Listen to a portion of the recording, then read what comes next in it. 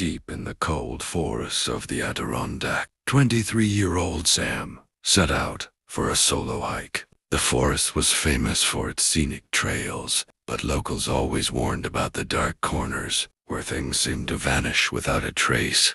Sammy walked along a small river, photographing waterfalls and listening to the sounds of the forest. Suddenly, he noticed the air had gone unnaturally still, as if every bird in the forest had disappeared at once.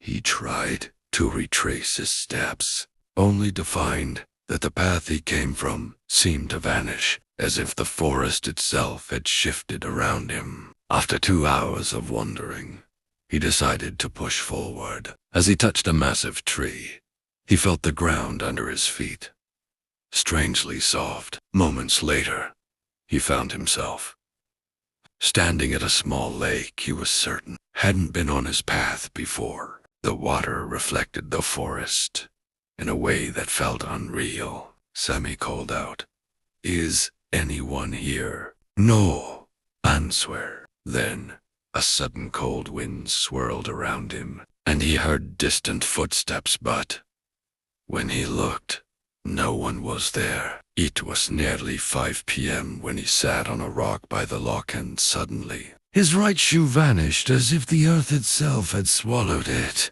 Panicked, he looked around and saw strange footprints, unlike any animal he knew, heading in one direction and then abruptly disappearing into the dense grass. Sammy was never seen again.